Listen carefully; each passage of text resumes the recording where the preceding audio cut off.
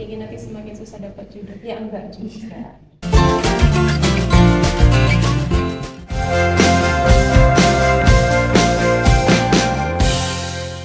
Dan juga bisa dikatakan bahwasannya ibu itu adalah madrasah utama ya Bu ya, untuk Iya, anaknya betul. nanti, karena dia yang melahirkan dan juga nanti jika anaknya sudah besar mendidik. dia mendidik ya, jadi seperti itu. Oke, pertanyaan selanjutnya Cak.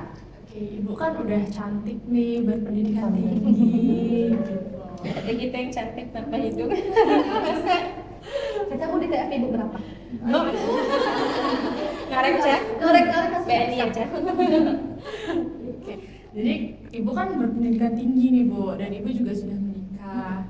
Ada nih statement yang mengatakan kalau perempuan itu semakin tinggi pendidikannya, semakin sulit dapat jodoh. Oh gitu. Itu tanggapan Ibu tuh gimana Bu? Tanggapan ibu sih itu kembali lagi ke wanitanya, ke perempuannya gitu. Sudut pandang dia tentang ilmu dia ini untuk apa sih gitu. Terkadang nih kita kan tahu ya di zaman sekarang lah niat si wanita-wanita ini, entah itu misalnya Anes, Caca berpenampilan cantik, rapi, itu untuk apa sih? Gitu. Apakah memang untuk kenyamanannya diri sendiri atau memang mungkin untuk apalah gitu. Nah, misalnya supaya dilirik dan lain sebagainya. Nah, itu intinya tetap kembali ke niat dan ke pribadi si perempuan itu gitu. Kalau misalnya kembali lagi tadi semakin tinggi nanti semakin susah dapat jodoh, ya enggak juga gitu. Kalau misalnya dia udah pendidikan tinggi dan niatnya dari pendidikannya itu memang benar-benar untuk ya udah saya sekolah tinggi karena pengen ada cita-cita, karena memang benar harus ada orang tua yang dibanggakan. Iya, benar. Dan itu salah satu tujuan ibu dulu gitu. Ibu sekolah tinggi memang tujuannya untuk membanggakan orang tua, tidak ada kaitannya untuk supaya dapat jodoh yang pantas, supaya dapat calon itu yang polisi, itulah yang kalau anak sama sekarang kan gitu ya. Yang halo dek ya Bu. Yang harus di halo dek gitu. Nah, sementara kan kalau niatnya memang benar-benar untuk membanggakan orang tua dan dengan pendidikan tinggi tadi sudah tercapai tujuan itu, ya sudah jodoh nanti ya Bakalan datang ya Bu. bakalan datang gitu. Dan tergantung lagi si jodoh tadi dia kemana sih menilai kita gitu.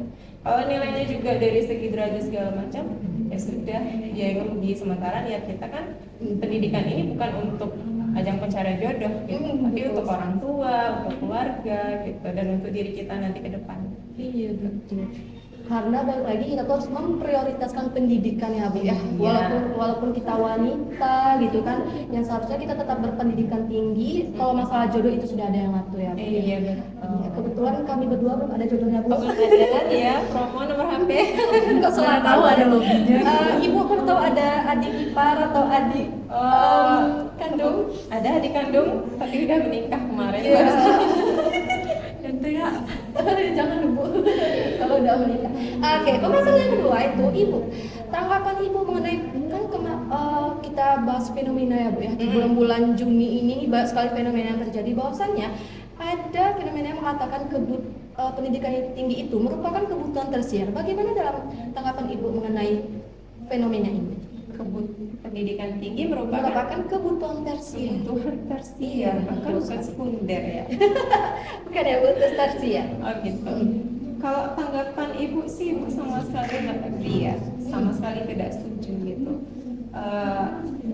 Intinya segala aspek kehidupan kita itu pasti di situ butuh pendidikan, di situ butuh ilmu gitu. Kita menjalani kehidupan, misalnya kebutuhan primer kita apa? Makan, sandang, pangan. Untuk kita bisa makan, untuk kita bisa memiliki sandang pangan yang mencukupi, itu kan kita harus memperoleh pendidikan dulu gitu. Kita harus ibarat itu isi otak kita dulu. Gimana sih kita nantinya bisa memenuhi keinginan kita gitu dengan memperoleh mungkin makanan yang sehat, makanan yang berkualitas dan lain sebagainya. Itu dimulai dari ilmu itu sendiri gitu. Makanya Ibu bilang kalau pendidikan itu sebenarnya primer bukan tersier gitu. Sangat tidak setuju kalau yang pendidikan itu tersier. Berarti kalau menurut Ibu sendiri ini sangat tidak sangat tidak cocok ya Bu ya. Oke, seperti itu ya. Oke, selanjutnya pertanyaan selanjutnya Caca. Oke, balik lagi nih Bu ke topik kita yang tadi. Jadi Ibu kan sudah menempuh pendidikan S1, S2 dan bahkan mau S3. Iya. Jadi selama Ibu menempuh pendidikan sepanjang itu, apa benefit yang sudah Ibu dapatkan selama menempuh pendidikan? Benefit yang pertama ya alhamdulillah dengan strata terakhir lah strata 2 itu tentunya Ibu memperoleh pekerjaan yang alhamdulillah pekerjaan itu bisa memberikan Ibu benefit secara material maupun spiritual gitu. Kenapa bukan Ibu bilang spiritual tadi? Karena itu tadi ada kelebihan bukan ada semacam kebanggaan, kemudian ada semacam kepuasan batin dan sebagainya.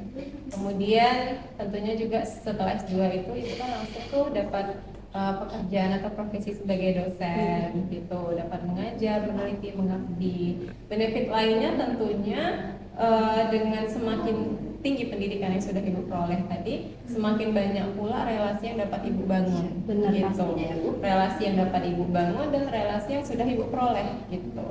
Salah satunya mungkin dari teman kuliah yang waktu di UNIF dulu, kemudian ketika itu sudah mendapatkan pekerjaan sebagai dosen, dapat lagi nih relasi sama rekan dosen, baik itu internal kampus maupun eksternal. Kemudian juga mungkin relasi dengan instansi-instansi pemerintah, di mana di situ mungkin dalam Ibu melaksanakan berbagai macam kegiatan penelitian dan pengabdian. Oke. Berarti memang bisa dikatakan benefit itu banyak sekali ya Bu ya. Iya. Karena balik lagi kalau kita menempuh pendidikan itu tuh pasti banyak untungnya daripada ruginya ya Bu. Kalau ruginya kayaknya lebih ruginya itu bisa dibilang minim ya Bu ya. Karena balik lagi kan itu memang kemauan kita dan untuk kita kembali. Betul. Privilege pun banyak sekali yang kita dapatkan ya Bu ya. Banyak sekali. Oke, pembahasan yang selanjutnya Ibu, apa yang membuat Ibu bisa sampai di titik ini sekarang ini? Mulai kan dari sekian banyak pengalaman yang Ibu alami atau temui. Nah, apa yang membuat Ibu bisa sampai di titik sekarang ini? Apa atau siapa? Apa kayak Depannya ya. Oke. dua-duanya boleh juga. Oh iya. Nanti terjawab dengan siapanya juga. Iya, oke, bisa ya. Apa yang membuat sampai saat ini itu adalah niat Ibu tadi gitu. Kalau dalam satu kalimat itu menjadi kebanggaan orang tua. Iya, itu yang membuat Ibu sampai di saat titik ini gitu.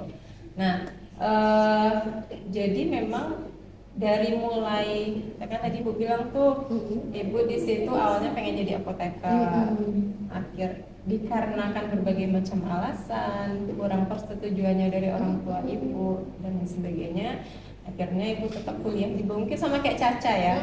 Ya. Tetapi pada saat itu di satu sisi itu Ibu merasa kenapa hal positif yang Ibu inginkan untuk menjadi seorang apoteker, untuk berkuliah di ilmu farmasi itu tidak diberikan gitu kan. Di satu sisi Ibu merasa mungkin ada kecewanya, tetapi di sisi lain kembali lagi di situ Ibu benar-benar tujuannya adalah setelah tamat sekolah itu pengen kuliah, pengen menjadi kebanggaan. Akhirnya ya sudah tetap kuliah dengan jurusan administrasi negara waktu itu, menjalankan proses kuliah itu sesuai dengan alurnya dan lain sebagainya. Kemudian berusaha menjadi yang terbaik gitu, menjadi yang terbaik dengan bukan hanya menjadi kupu-kupu, mahasiswa kupu-kupu, Kuliah pulang. kuliah pulang. Nah, di situ Ibu kuliah dengan membarengi bukan cuma ilmu di kelas, tapi ikut organisasi. Waktu itu pernah jadi anggota BEM, STIA, gitu dan lain sebagainya. Sampailah akhirnya ketika tamat S1 itu ada tawaran beasiswa, Ibu ikut seleksi dan alhamdulillah dapat gitu. Nah, jadi intinya kalau ditanya apa yang membuat ya itu niat awal ingin menjadi kebanggaan Mama Ibu. Memang kalau support system dari orang tua itu sangat berpengaruh besar sekali ya, terutama untuk diri sendiri. Karena apalagi waktu itu ibu bisa dikatakan usianya masih muda sekali ya Bu ya. Berarti dari pola pikir dan cara kita melakukan apapun itu masih harus dibimbing ya, Bu, ya, Iya. lebih tepatnya. Oke, kita selanjutnya, Ca. Oke, ngomongin tentang support system, apa sih Bu bentuk support system yang dilakukan oleh keluarga Ibu? Iya, itu tadi selalu apa ya, melakukan penjagaan. Apalagi dari mulai ibu menempuh pendidikan jenjang S1, S2. Nah, bentuk support sistemnya itu dari mulai orang tua ibu itu termasuk tipe orang tua yang tidak terlalu mengekang anaknya, tetapi di satu sisi sedikit punya banyak aturan gitu. Iya, pasti. Iya.